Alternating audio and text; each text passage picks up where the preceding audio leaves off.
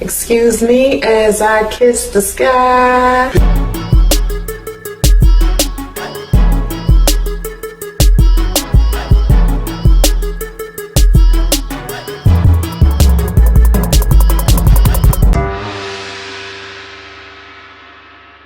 You are now listening to the God Queen podcast. Good morning, y'all. It's the God Queen live here. It is Soncerae. I appreciate you listening to me on Spreaker, as well as Google Podcasts, Apple Podcasts, iHeartRadio, and Spotify. I appreciate you being here. I haven't done a podcast in weeks. Lord, I've just been going through a whole lot. And of course, I have a private life. I tell people all the time, I'll share 20% of my life with you, but the other 80 I keep to myself. I've been doing a lot of moving. I've been doing a lot of traveling. I just been living my life, living my best life. And if you're ever out here wondering what I'm doing, I'm out here capturing that good energy, baby. So, I've also been ill. And I think the biggest part, the hardest part about being a single mom is when I'm not 100% myself and I still have to take care of my son. Like, I've been having issues with my voice. I've been having issues with my lungs. I've been, with age, you start to get a little, like it's easier for you to get colds and viruses and all types of stuff. And so I've been having like this chest, throat, nose thing, like sinus weird thingy. And if you've been listening to me do some audios lately, you can hear me kind of stuffed up. And so I've been kind of dealing with that on my main YouTube channel, youtube.com/Soncerae fan. And I've been putting up orations. And of course, an oration is basically a speech or a lecture. And most of my orations are, of course, about single motherhood and being a woman of value and, the issues that we have as single parents. And on my community tab, I've been putting up polls and all types of stuff. And of course, those of you that are still listening to me, you know that I have went from targeting one type of audience to targeting a completely different audience, and it's going to take time for me to build that audience. So I've been basically just trying to stay away from the controversial topics of the African American community, because it gets to the point where people are arguing back and forth, and especially in regards to single mothers. And when I'm talking to people in real life, or I'm talking to people on other social media platforms about single parenting, they have a deeper understanding of it, or they have a better acceptance rate as far as it goes. Like, a lot of people are single parents, so it's easy for them to understand the process. And I was talking to someone earlier today on my Instagram who has been watching my videos for a very long time, and he asked me, why was one of my polls showing that there were some people out there that dislike single mothers. I did a poll on my community tab. If you don't pay attention to my community tab, please do, because it's filled with quotes and, of course, advice other single mothers want and need. So if you have something that you want to say to a single mother, please keep it positive and respectful. If it's not intellectual or something that can actually help the situation, just keep it to yourself. Keep it to yourself. And so anyway, he was asking me why people were saying that they dislike single mothers. And I told him, I said, well, there is an anti-black woman movement on YouTube, and it's been there for many, many years. And there are a lot of there are a lot of people out there that don't like single mothers. And of course, a lot of those people are people that don't have kids themselves. So they'll never be able to understand the dynamic unless they themselves have children. They can look at it very differently once they have them. People that don't have children, it's hard to explain the dynamic to them. If they haven't raised children on their own, or, been the one to help raise their siblings, they just won't get it. And he said to me, when I think of single moms, I think of women raising their children with no help. I cannot see why people would dislike them. Maybe dislike the situation, but the person has done nothing to anybody to be disliked. That's like disliking someone who was the victim of a crime. And I said that to him. I was telling him how people on YouTube drug me to filth when my son's father abandoned us, and how I received thousands of hateful emails and comments from men who blame me for this man's brokenness.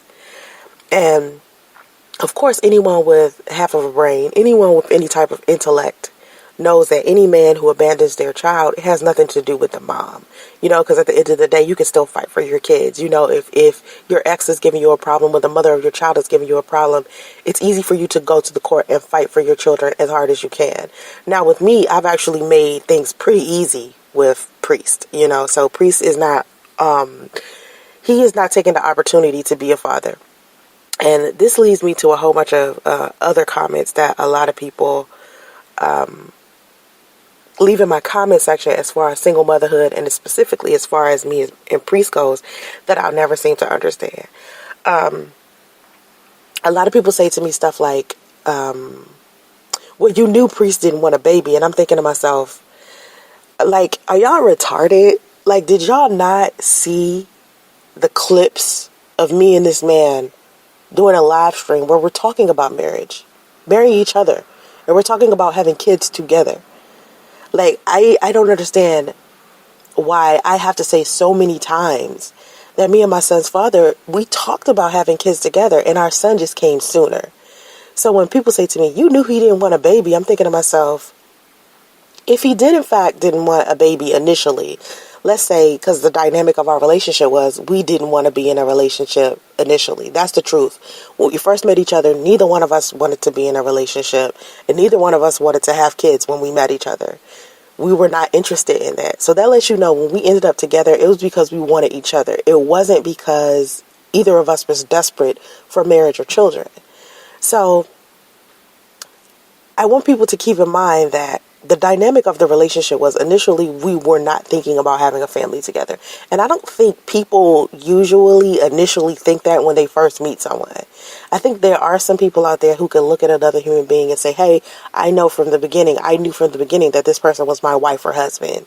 I hear a lot of people who've been married for a long time say that they looked at another human being, and the second that they met that person or they went on their first date, they knew that that person was going to be with them for the rest of their life. Because I knew, after my first date with Priest, that he was going to be in my life. I thought he would just be a friend. I didn't know that he was going to end up being someone I would consider marrying, or someone that I would want to have kids with. And so eventually we got to the conversation of having children together. It wasn't something that was initial at first. And so with all of this proof out there that Priest and I had the conversations about having kids together, it's still people out here that's leaving comments in my comment section saying, you knew Priest didn't want a baby. And I'm thinking to myself, no. The reason why I continued to have the conversation with him over and over and over again is because I didn't want to be the woman who was walking around here with a baby by, someone that didn't want children. Now, as we continue to have the conversation about men who didn't want children, I truly believe that if a man doesn't want a child, what he's going to do is protect himself. He's going to put on condoms. I mean, the least he could do is have a good pull-out game. You feel what I'm saying? Like, if he's not going to wear a condom, if he's not going to use birth control, the least he's going to do is have a good pull-out game if he doesn't want children, right? And so my son's father never did that. And so when people say to me, oh, you knew he didn't want kids, okay, well, his physical body did not display that.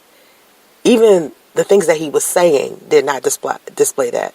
So when people come to a single mom and they come to her or any other woman, because I know men come to women and say this, if a man didn't want a child, why would he even bother having unprotected sex with her to begin with? And why does that suddenly become the single mother's problem?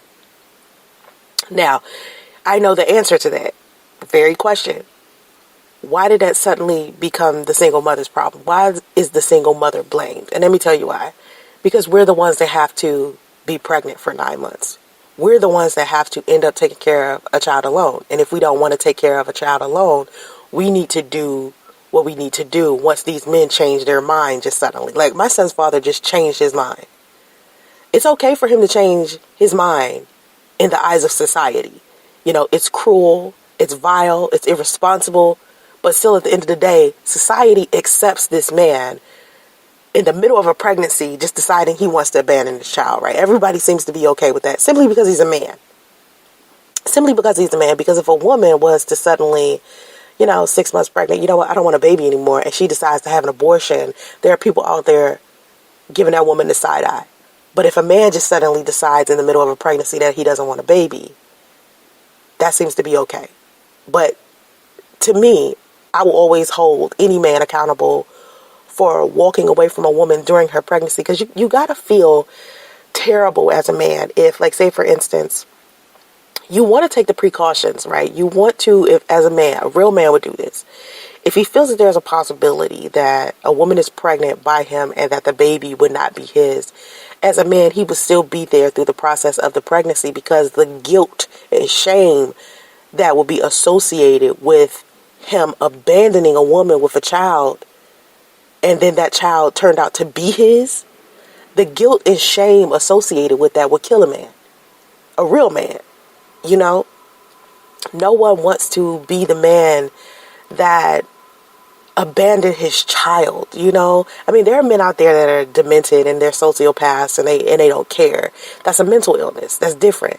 But if you are a person with a stable mind, or at least some piece of human decency, as a man, you're going to feel some type of way about abandoning your own child, or abandoning a pregnant woman while she was, had your child inside of her.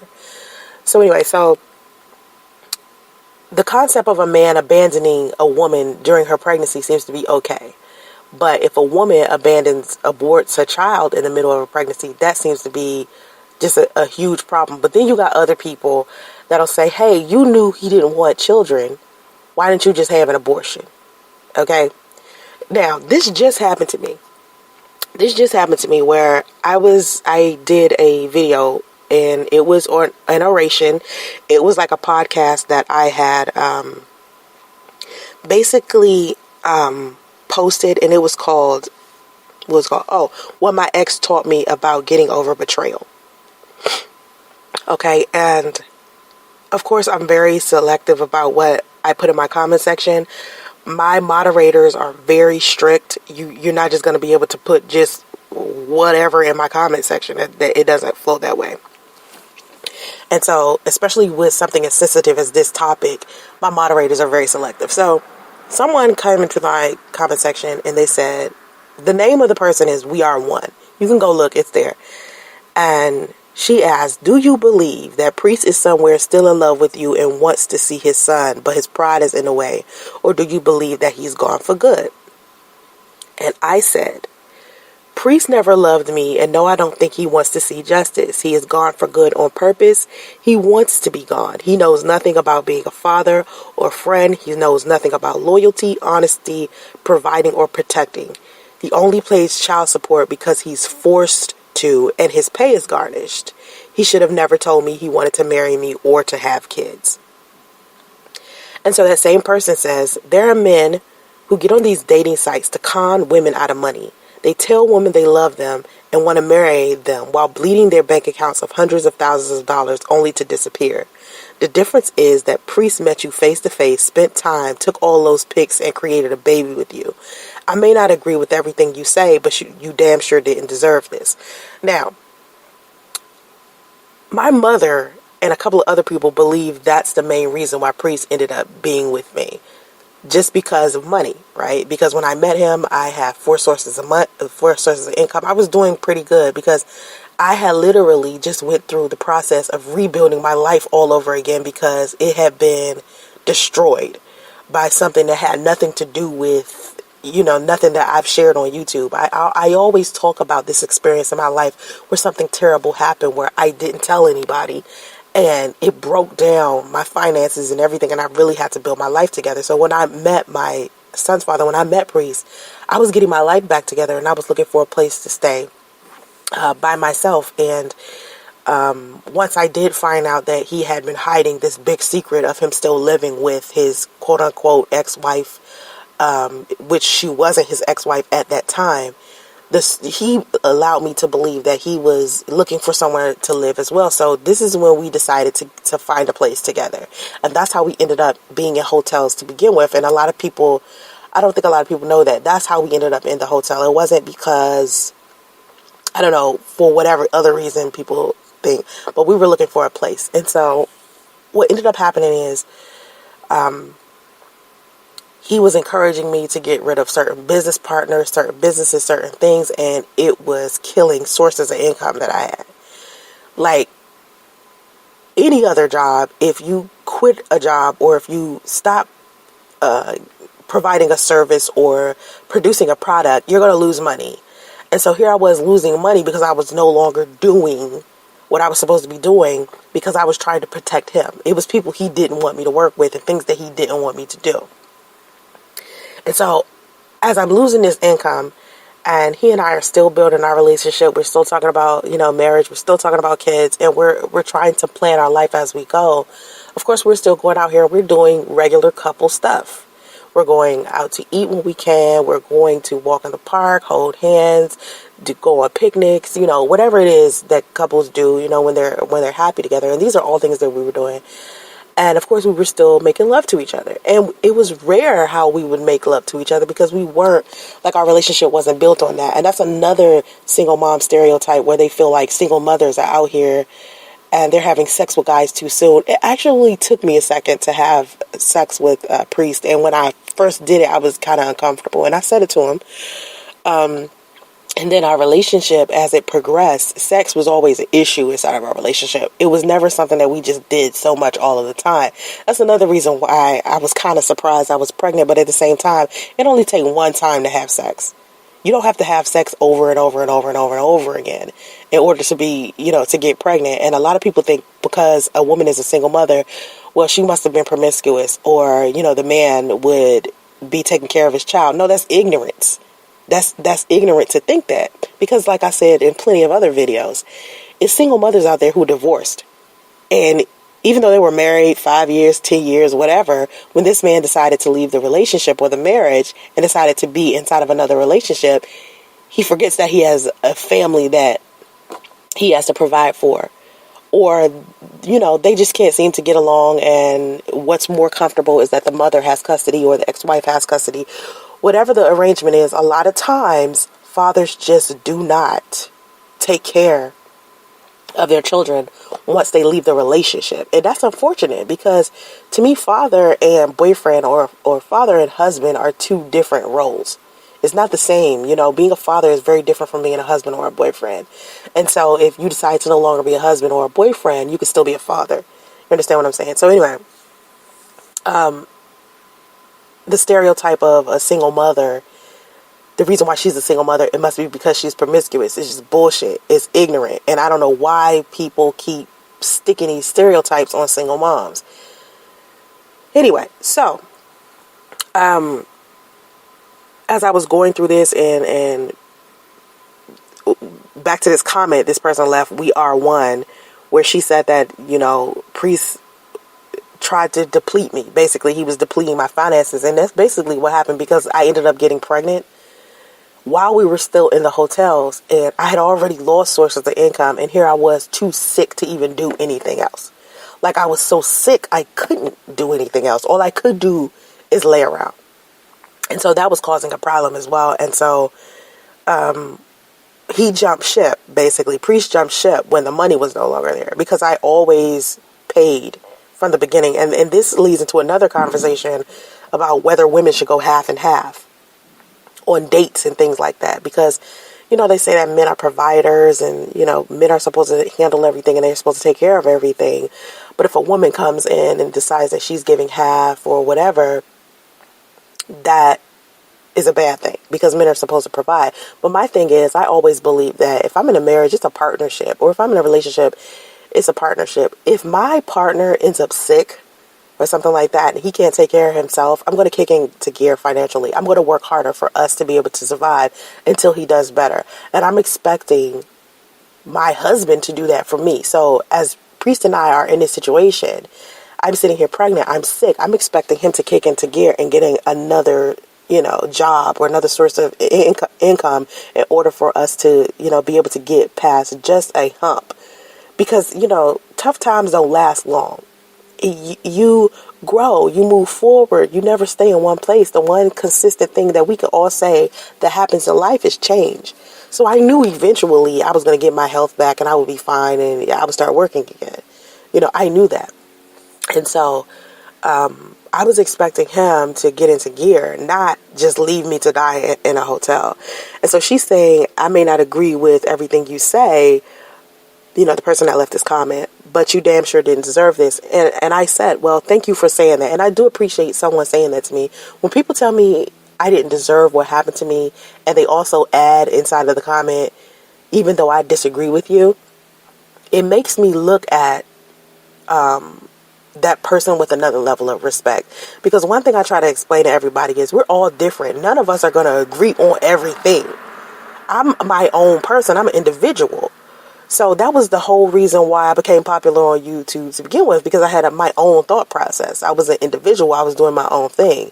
And at the same time, I would try to do videos that my audience wanted. But at the same time, my perspective of reality is very different from the average person that's walking the street. I'm not part of the crowd. You understand? I'm not sheeple. I do my own thing and I think my own way.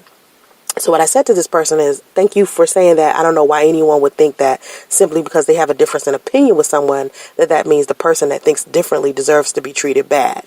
We're all different and none of us agree on everything. I'm nothing like the sheeple that walk this planet. I have my own mind and I love who I am. Okay? Now, this is when the troll comes in. And I always know when I'm dealing with a troll, because it's always the fake profile. Doesn't have a picture. The profile is new, or it's a person hiding behind a avatar that's a specific color. It has like a letter over it. If you've been on YouTube, you know what I'm talking about, because it usually has your initial as your avatar, because that's your name. So this person is Keep It 100. And I seen this Keep It 100 person, or I seen a profile called Keep It 100. But when they came into my comment section, I knew I was dealing with someone who likes to hide behind a profile and say whatever. And so I knew from the beginning that this was about to go left, right? So this person says, Soncerae, but you had to know having a child by someone that don't want a kid with you wasn't a smart decision. You make your life harder than necessary. And this is what I said at the beginning of this podcast, that people just automatically assume, and I don't know where they get this from. They get this from. Having a child by someone that doesn't want a kid. I'm already in the middle of a pregnancy by someone who celebrated the fact that I was pregnant when I first told them. And it took them maybe a month or two to, I guess, start hating the concept of them being a father. And he decided to change his mind. He doesn't want to be a father anymore. So I'm supposed to disrupt the course of my life and the process of a new life because one person decided that they didn't want kids. Think about this. It's three of us. It's me, Priest, Justice, right? I'm pregnant with Justice. Priest the only one in the whole situation that don't want life. Because if Justice didn't want life, he wouldn't have, came. You understand what I'm saying?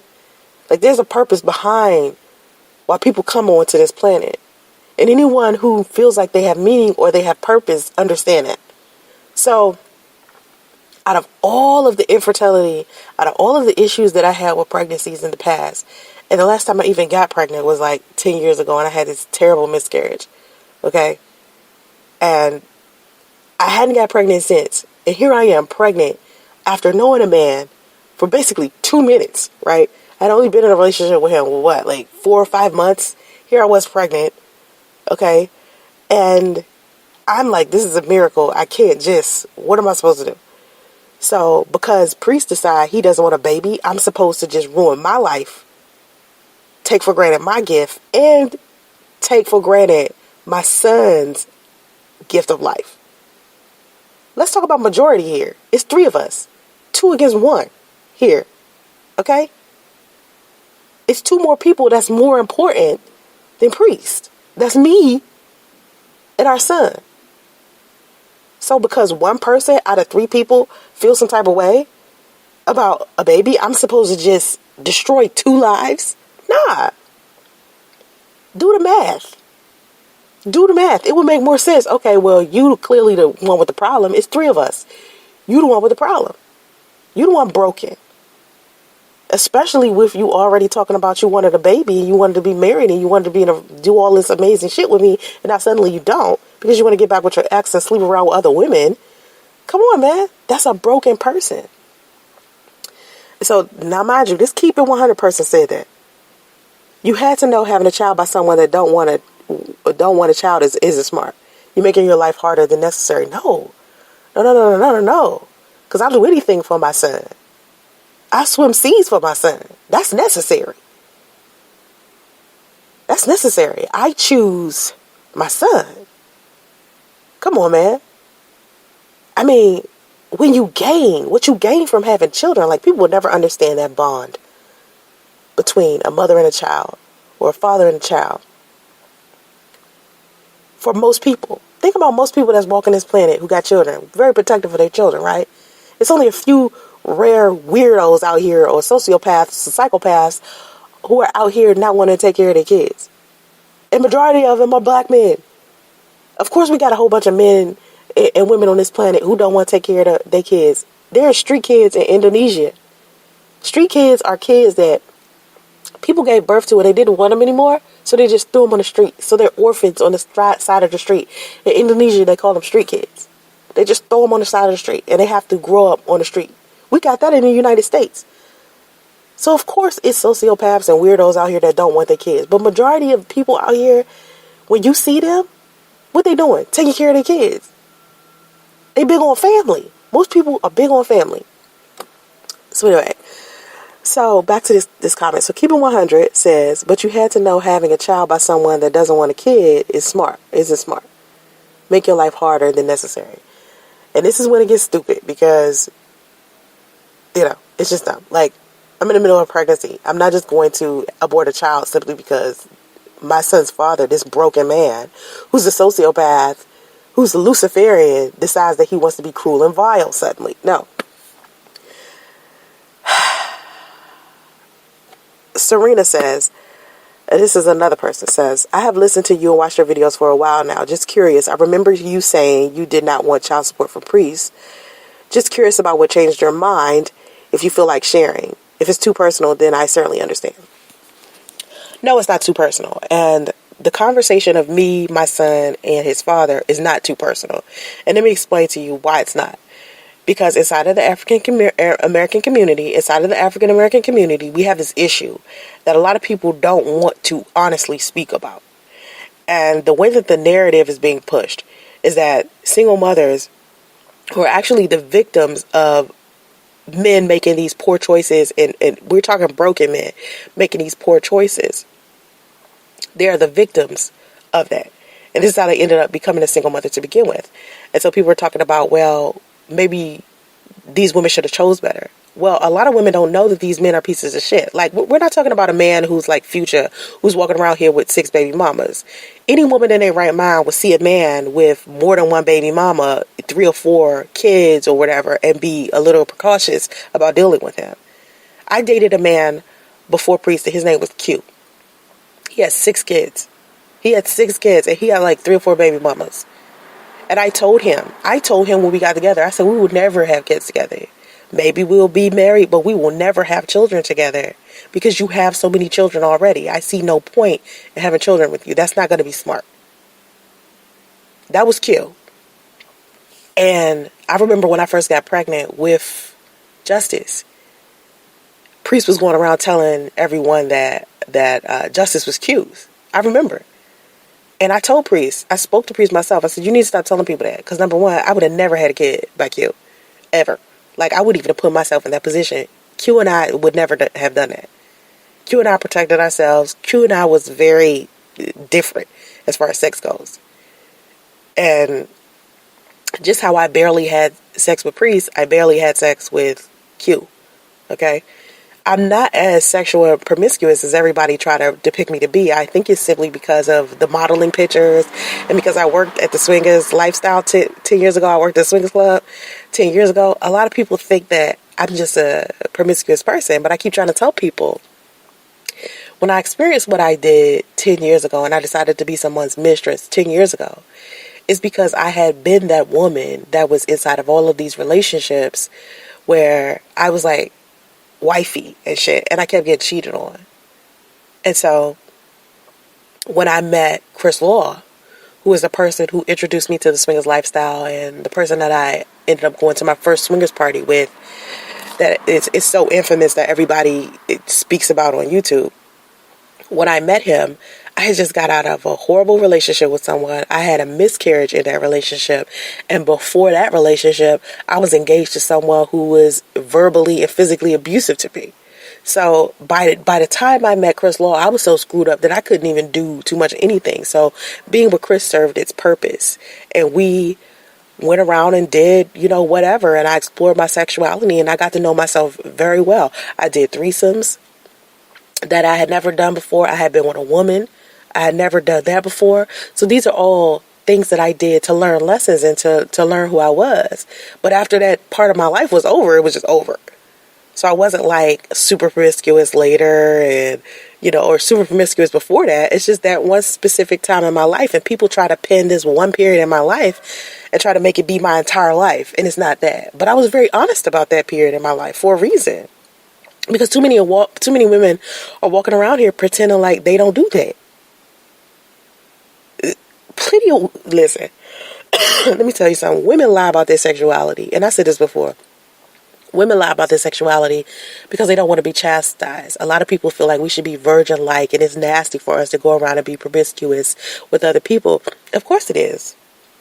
I don't even want to have phone sex. I'm scared I'm going to get a hearing aid. You know what I'm saying? Don't nobody want no STDs, HIV, AID. Don't nobody want that. Don't nobody want the issues associated with having a whole bunch of sex partners, a whole bunch of soul ties, a whole bunch of exchanging the energy. And these are things that I understand.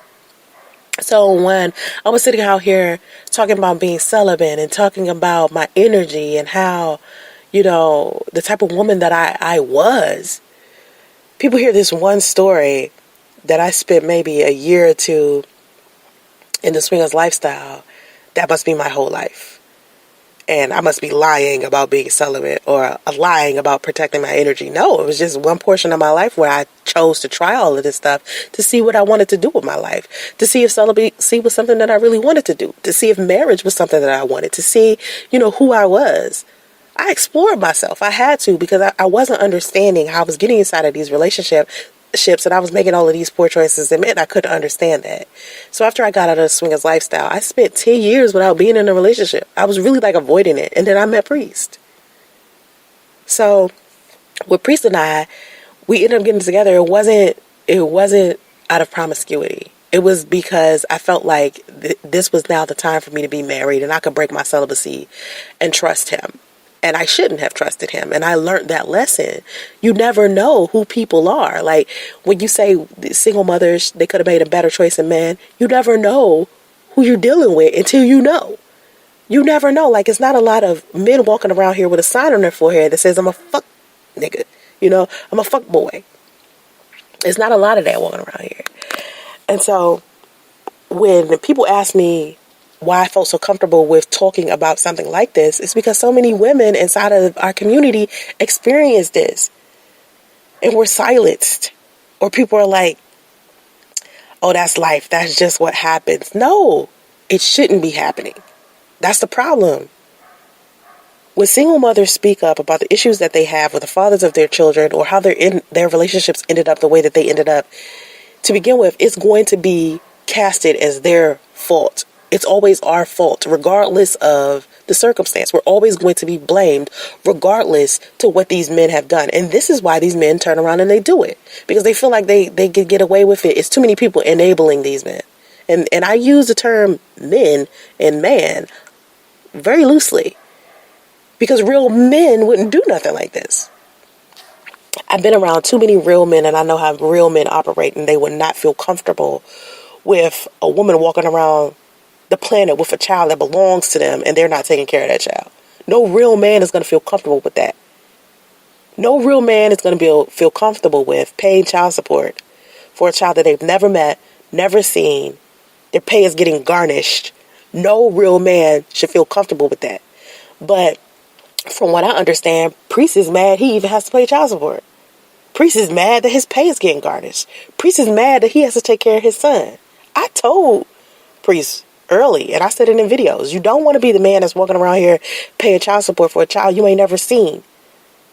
I gave him invitations to be there for Justice. I invited him to labor and delivery.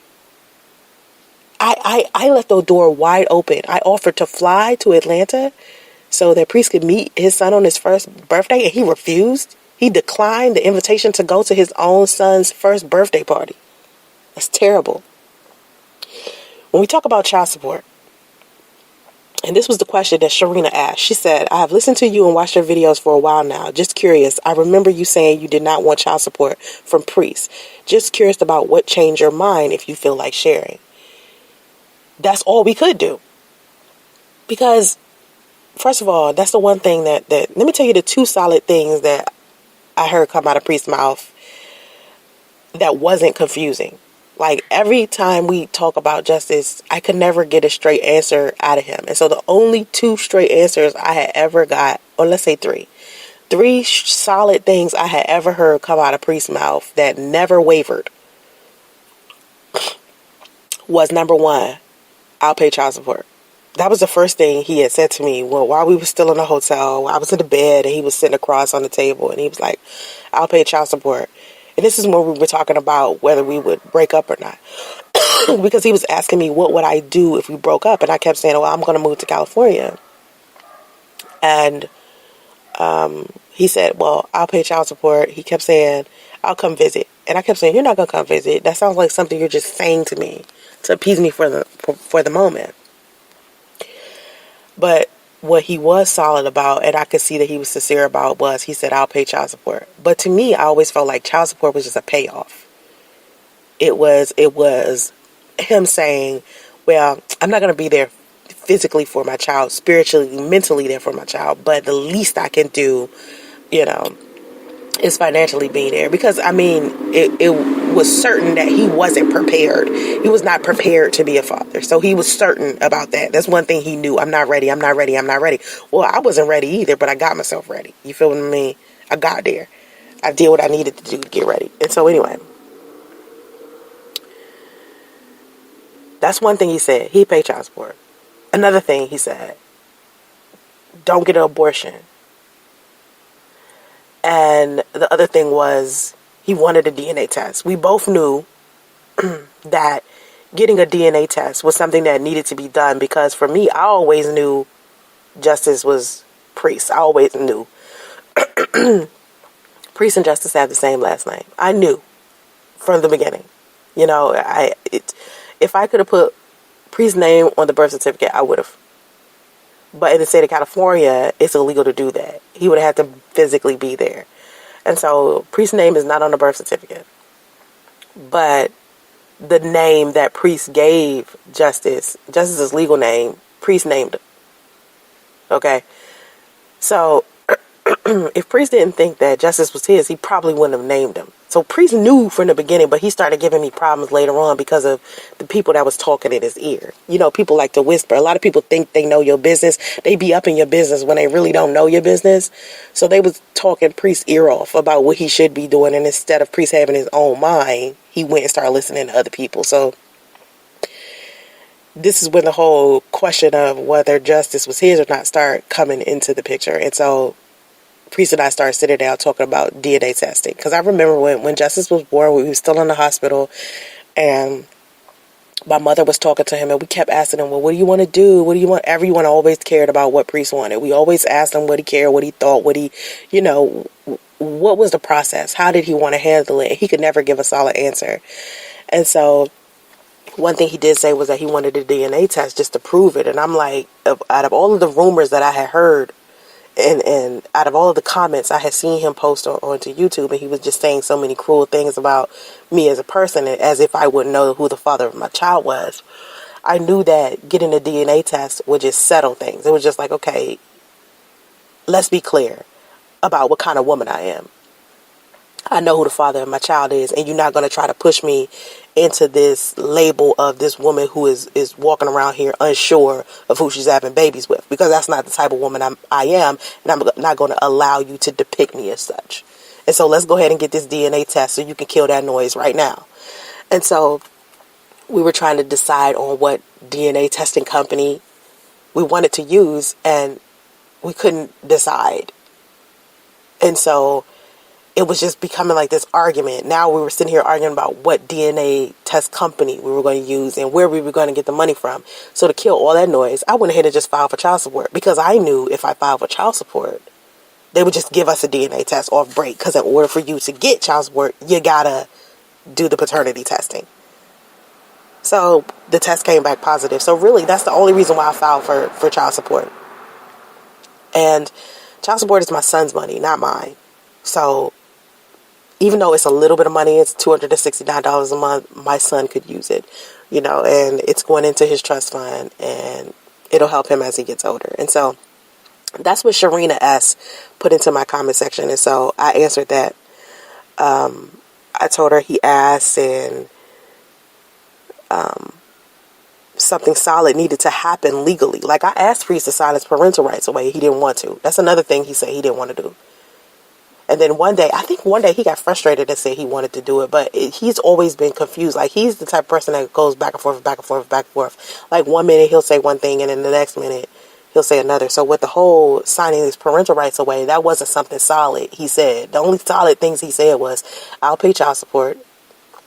And he didn't ask to be taken off child support until earlier this year, where he was unemployed, and so he felt like he couldn't pay it.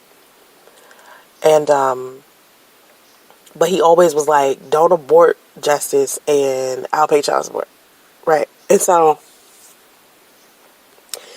Keep It 100 comes back into my comment section after I already explained that I would never have a child because remember, the comment that Keep It 100 said was, you had to know having a child by someone that don't want a kid wasn't smart. And so I said, y'all hear what y'all want, but y'all need to listen, because the video that she posted on was what my ex taught me about getting over a betrayal. And inside of that video, I specifically said over and over and over again that me and Priest had discussed having children, and he just changed his mind later. And I had to remind this person, there's a video of us on the channel talking about getting married and having kids, and I would never make the decision to have a baby by someone who didn't want a child. He said he wanted children, and he wanted to plan a future with me. He said he wanted children with me specifically, and he was actually doing the actions to display that, because we were looking for a place to live together. We had literally started the process of planning our life together. So it wasn't that he was just saying that. His actions were running parallel as well. If he didn't want children, he did change his tune eventually, and people need to stop assuming, okay? I would not purposely have a baby with a man who obviously said he didn't want children. If Priest didn't want children, he should have used condoms. And so anyway, this person says, this Keep It 100 person, you correct, and I understand you were lied to, but when he showed his true colors and told you he no longer wanted to be with you and wanted to date other women, you still chose to carry the pregnancy to full term. And this is what everyone is trying to get you to understand. Now, here's my thing. This is what is disgusting to me, because this goes back to what I said about how society just puts all this pressure on women, never holding the men accountable. It's completely okay for this man to just change his mind, right? But now I'm stuck with the decision about whether I should keep the baby full term. And this is what everybody is trying to make me understand. And I said to this person, just because Priest showed he was everything less than a man, it didn't mean I was supposed to kill Justice or another human being and not go to full term simply because of Priest's brokenness. And this everyone that you so casually mentioned are irrelevant. Everyone else who isn't learning from this situation or has this opinion that I should have just aborted a child simply because my son's father was broken, y'all are ignorant. What I look like? What do I look like? This goes back to the whole 2 against 1. There's 3 people in this situation. Priest is not the only person inside of the situation. And instead of people encouraging me to coddle a grown-ass man, what you should be encouraging me to do is to take care of a innocent child. If I was standing outside and I saw a house on fire, and I saw it was a baby that was asking me for help and a grown person that was asking me for help, who I'm going to run to? Who would you run to in the fire? Who would you run and help? The innocent child that can barely help themselves, or this grown-ass person that could easily just jump out the window? You're asking me to choose a grown-ass man and coddle this man through his brokenness. Y'all asking me to choose to coddle this man and kill another human being because of this man's brokenness.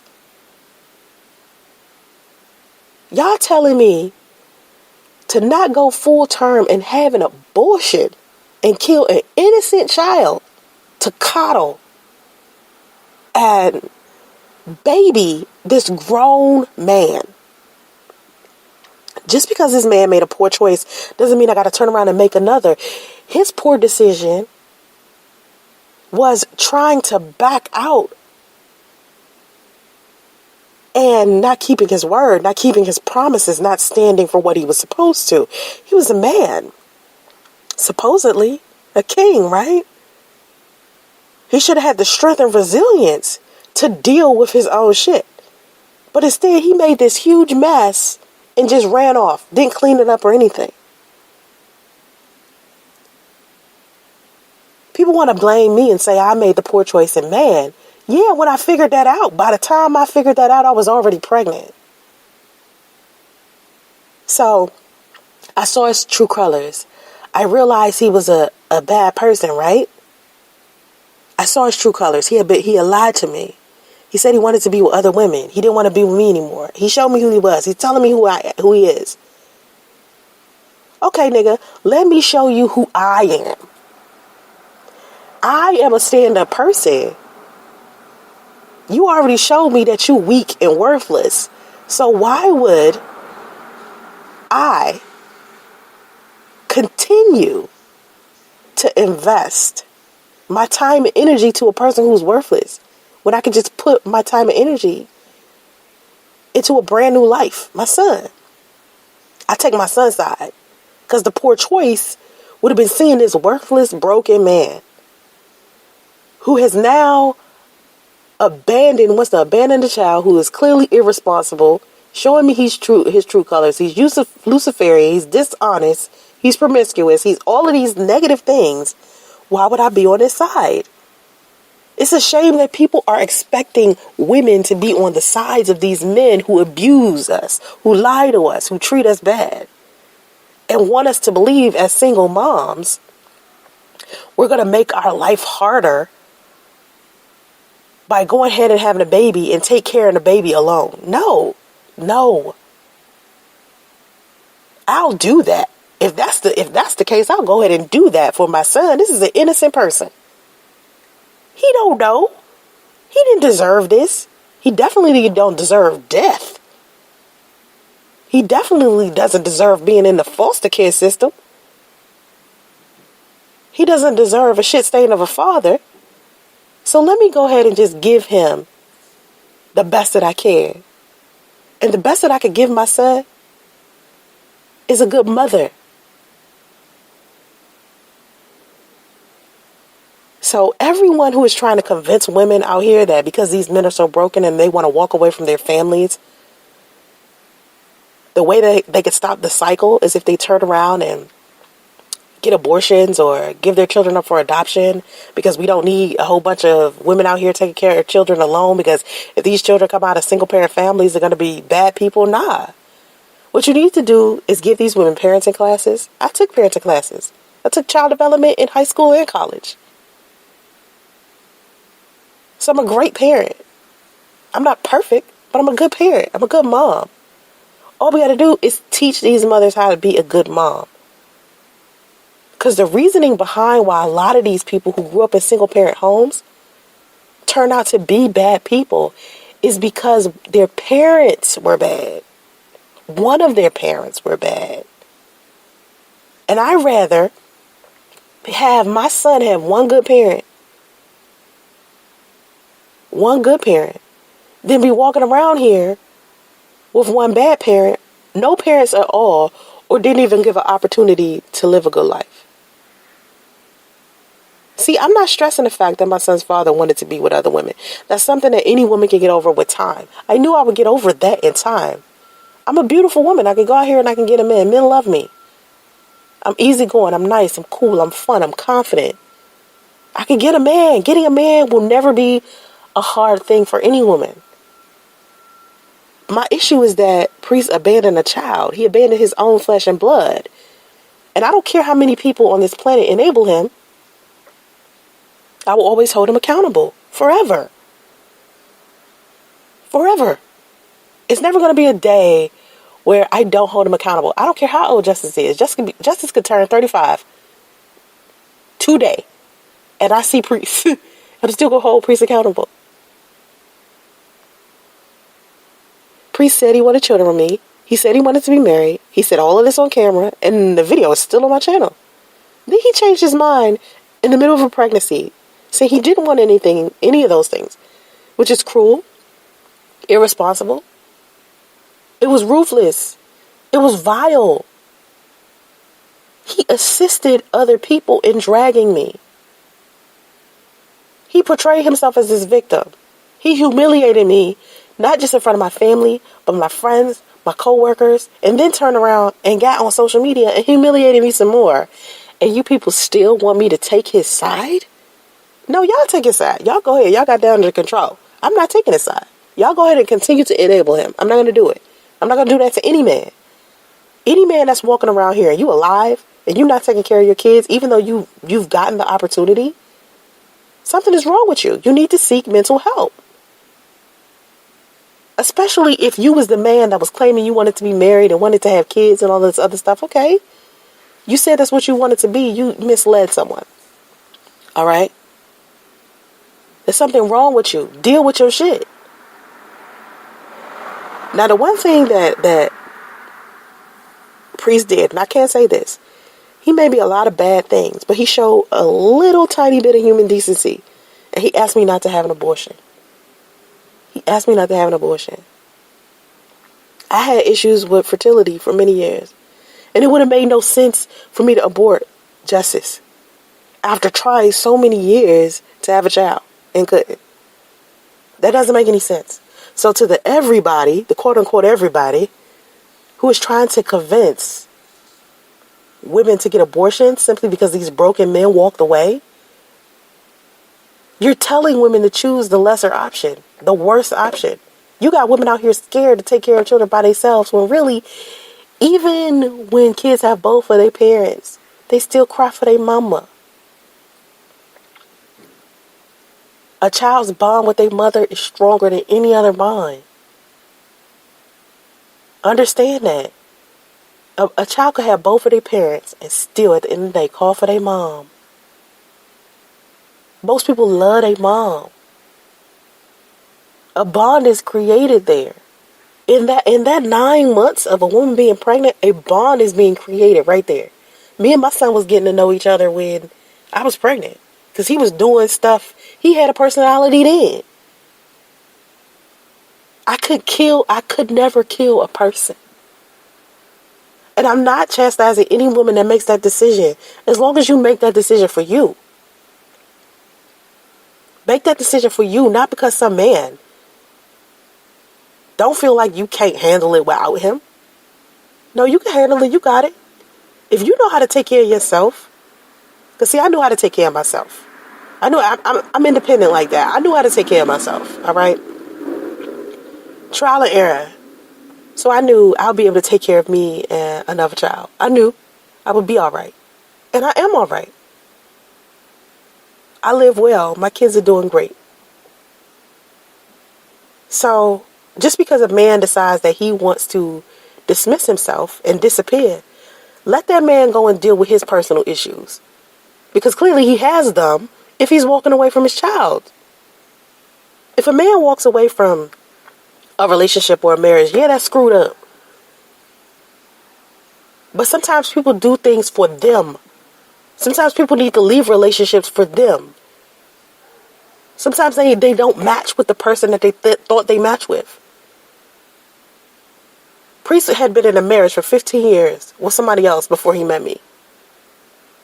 I asked him plenty of times, are you sure you want to be in a relationship? Are you sure you want to be married? Are you sure you want to have kids? And there's a reason why I kept asking him over and over and over and over again. Because I knew getting over a 15-year marriage was a process. And I wanted to make sure he was over that first before he got in a relationship with me. And he kept reassuring me, oh, I'm fine. I'll be fine. I'm ready to get married. I love you. I'm over. That situation is done. Blah, blah, blah. Blah, blah, blah. Lying. That's how we ended up in the situation. So he already proved what kind of person he was. I wasn't about to let him destroy the rest of my life or destroy Justice's life simply because he got shit he got to deal with. I wasn't going to do that. So any woman who wants to go out here and get an abortion, just make sure you want to get an abortion for you. Not some man. Not some man. The decisions that you make for your life are yours. They're for you. You do that for you. If that's what you want. But killing a child or giving up a child for adoption or being scared that you're a single mother or that you're going to be a statistic or you're worried about what everybody else is going to say or think about you, that is minuscule. That is fucking so unimportant. So unimportant. In the grander scheme of things. There are some things that I was worried about when I was pregnant that I can't even believe I was worried about. Now that I have my son, like, why was I worried about that? I gained more. I benefit more now that I have my son. I mean, and I'm talking a fulfilling life. I'm not talking about superficial shit that people want. Superficial thought processes and things that people claim makes them have a good life. Material things and all of that extra shit. Nah. I have something with my son that I never thought I would have. That's the gift. In the relationship, so what? Pre's gone. So? I wanted a baby for so many years and now I have one. And I would have loved for Priest to be around. I would have. But he made a choice for him. That had nothing to do with me. But yet, as a single mom, people still blame me. Because I'm the one that stuck around. I'm the only evidence that there was even a relationship. Me and my son, the only evidence that Priest and I was even together. It's easy to blame the person that stuck around because the person that's not around is gone. You can't blame them. They're not there. I see why society does it. Doesn't mean it is right. Doesn't mean it is logical. But that's why society does it. Out of sight, out of mind. So as long as he's not there, he's never going to be made responsible for what is gone wrong in my son's life or what's gone wrong in the situation. But what you also have to realize is that he's never going to get the awards or accolades associated with what goes right in my son's life. All of the accomplishments and successes and things that my son does, Priest doesn't get credit for it. I do. How smart and intelligent and brilliant my son is already, and he only won, I get credit for it. So it's a lose-lose for both me and Priest. A lot of people think it's a lose-lose because I raised a child by myself and Priest walked away. No, it's a lose-lose for me and Priest. I lost Priest, somebody I wanted. I wanted a family. I wanted Priest there because I felt like Priest deserved being a father. But Priest lost out. He's losing out. I don't even know why he would want to miss any of this. Like the stuff that I see my son do every day, I don't know why any man would want to miss their son doing that. They firstborn son, man. It's terrible. The guilt and the shame associated with that. Like he might not show in public that he dealing with some stuff, but privately, it's breaking him down. I may not know Priest well. So, I don't know. But any real man, this situation will be breaking him. So it's a lose-lose for everybody in this situation. We all losing equally. We all lost. I don't have a one-up. Priest don't have a one-up. Justice don't have a one-up. We all lost. But the difference between me and Priest is that I had the power to change the outcome of the situation, and I made a better choice. He made a bad choice. And the bad choice wasn't me, because I still would have been like cordial with him. I still would have had a decent friendship with him. Just like I had a decent friendship with my daughter's father. The poor choice was lying from the beginning, pretending to be something that he wasn't, putting us in this position to begin with, and then when we're in this situation, continue to make more bad choices. If you're a man and you're making bad choices, make sure that your next movements are better. Rectify situations, change situations, fix situations for the better, and improve who you are. That's the moral of my stories. That's why I tell the stories. It's not too personal. It's something that somebody needs to hear. People learn from these experiences. See, I can't help anybody if I lie. I can't help anybody if I'm afraid that somebody's going to chastise me for what I'm saying. That's not going to help. This not going to help my son if I don't tell the truth. Because I want my son to be a great father and a great husband. Even if he don't end up in a relationship with the mother of his children, I still want him to have a decent co-parenting relationship with someone. And I want to make sure that he handles himself. Even if he ends up being in a situation where the woman that he was in a relationship with pretended to be something she wasn't, and he ends up having a child out of that situation, I still want him to be a good person towards her and towards her son or daughter with my son. My son is going to be a good person. He's not going to make these types of decisions, these poor decisions, because I'm going to teach him better. And the only way I can teach anyone how to be better is if I tell the truth about my situations. These situations can be avoided. These situations can be fixed and rectified. And the only way I can be of assistance to anybody is if I continue to tell the story and continue to help other people and continue to spread awareness and educate people on how to be better, how to deal with their emotions, how to deal with their breakups and their divorces, counsel other people, talk about financial literacy, talk about spirituality and metaphysics. So that's what I'm going to continue to do.